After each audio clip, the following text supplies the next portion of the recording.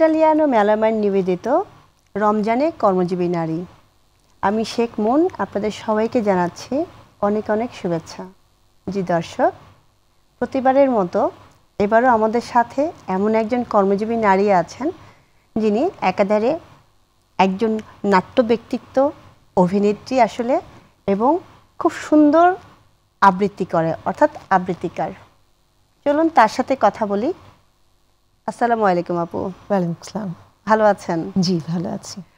আপনি তো অনেক কিছুর সাথে জড়িত, নাটক করছেন, কবিতা আবৃত্তি করছেন, পাশাপাশি একটা প্রাইভেট কোম্পানিতে জবও করছেন, ব্যাংকে আছে। তো এত কিছু বা এতগুলো মাধ্যম যখন আপনি মেইনটেইন করেন, রমজান নিয়ে কোনো বিড়ম্বনায় পড়তে হয়? রমজান আসলে সারা বছরই তো একটি মাস। এই মাসটা আসলে বরকতের মাস, আর আমরা বোধহয় অপেক্ষাও করে থাকি যে রমজানটা আসার পরে আমরা কিভাবে সেটা মেইনটেইন করব। জি। তো দেখা যায় একটু তো হয়, দেখা যায় যে অফিসে যাওয়ার সময় বাসের জন্য একটু বিড়ম্বনায় তো পড়তে হবে। নাইলা তারন্নুম চৌধুরী আপনার নাম। জি। এত বড় নাম। আসলে নায়লা অর্থ হচ্ছে বিজয়িনী, আর তারন্নুম অর্থ হচ্ছে বিজয়িনীর আলো।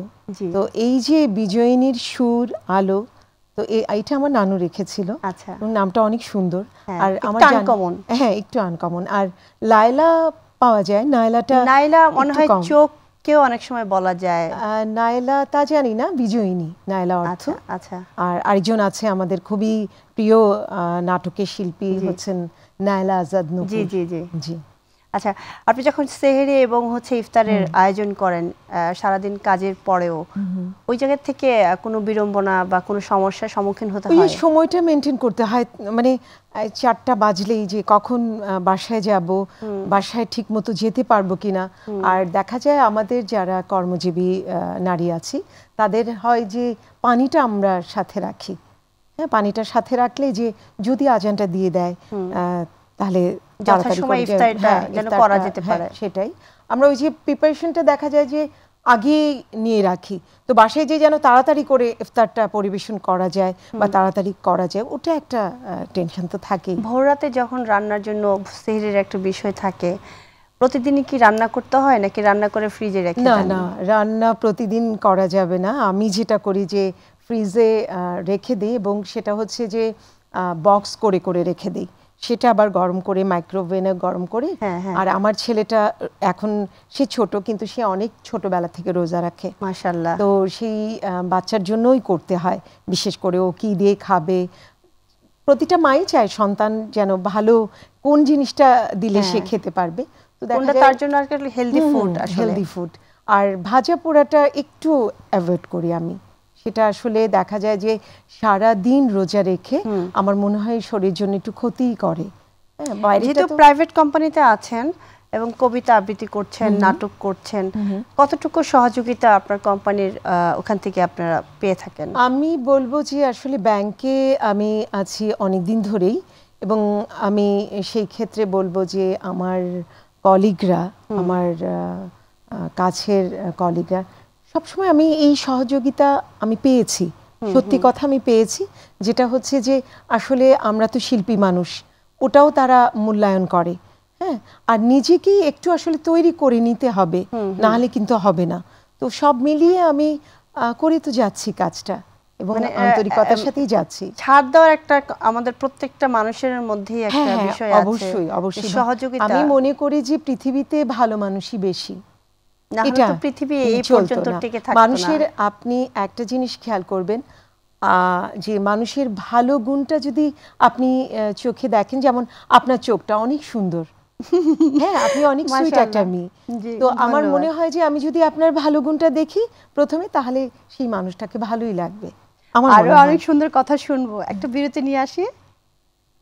দর্শক, ইটালিয়ানো মেলামাইন নিবেদিত রমজানে কর্মজীবী নারী থেকে কিছুক্ষণের জন্য নিচ্ছে ছোট্ট একটা বিরতি। আপনারা কোথাও যাবেন না, আমাদের সাথেই থাকবেন, ফিরছি এক্ষুনি। ইটালিয়ানো মেলামাইন নিবেদিত রমজানে কর্মজীবী নারী থেকে ফিরে এলাম।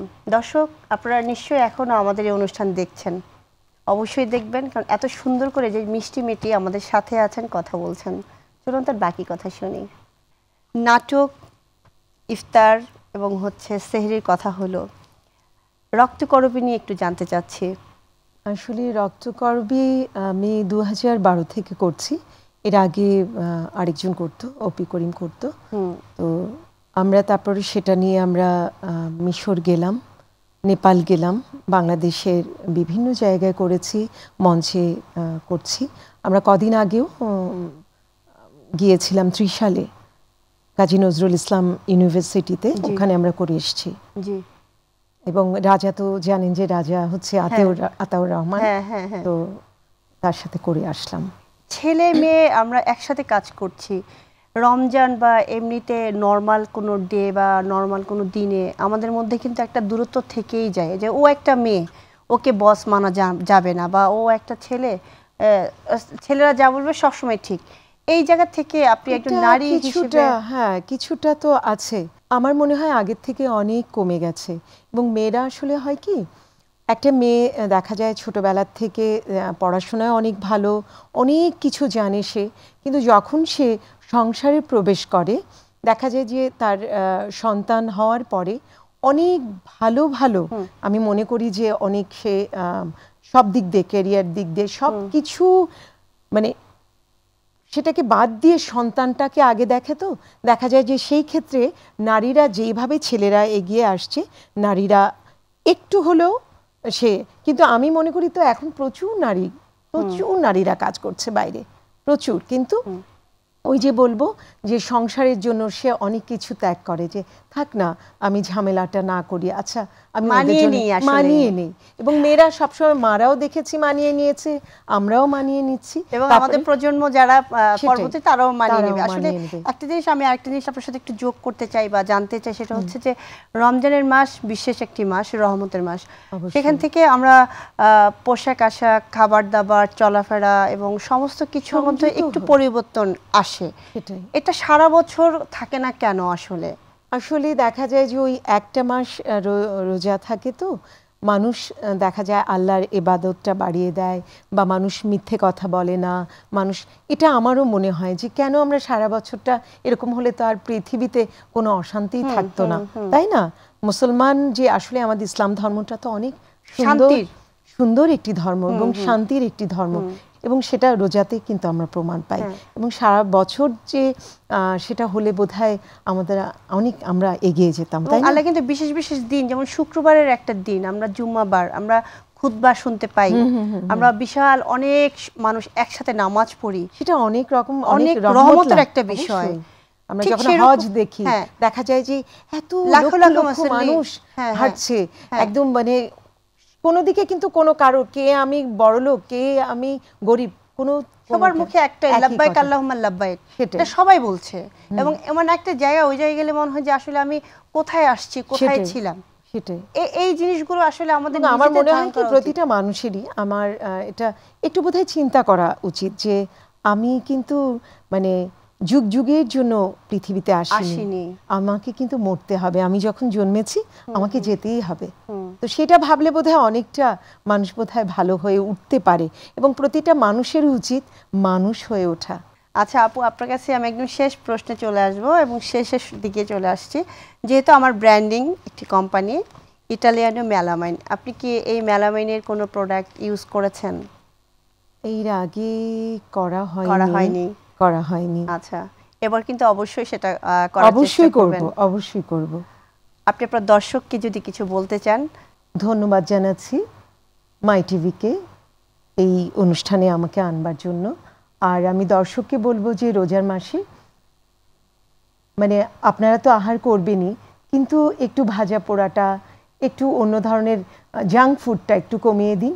এবং আমার মনে হয় যে একদম যেটা তরল জাতীয় খাবার, সেই ধরনের খাবারগুলো একটু বেশি খেলে আমার মনে হয় সুস্থ থাকবেন। এবং সবাই, আমি মনে করি যে এই রোজার মাসে, আমাদের রহমতের মাস, এই মাসে সবাই ভালো থাকবেন।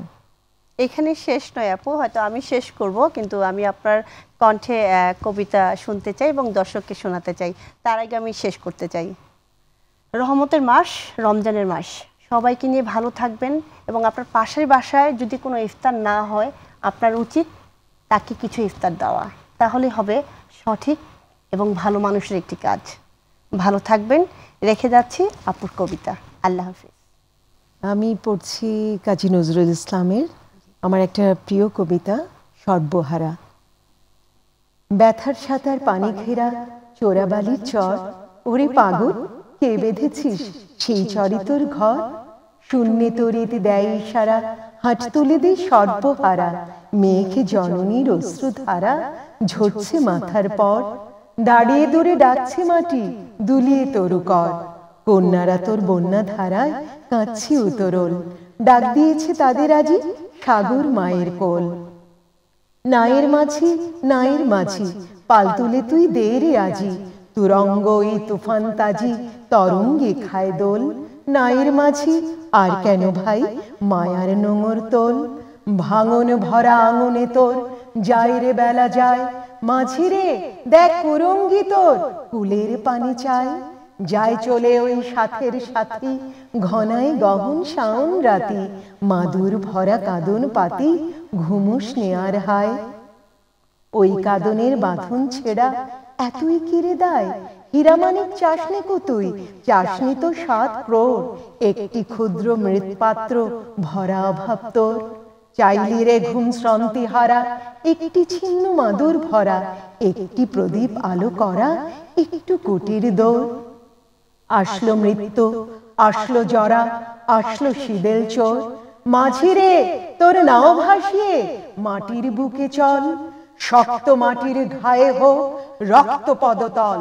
প্রলয় পথিক চলবি ফিরি দলবি পাহাড় কানন গিরি। হাঁকছে বাদল ঘিরি ঘিরি নাচছে সিন্ধু জল। চল রে জলের যাত্রী এবার মাটির বুকে চল।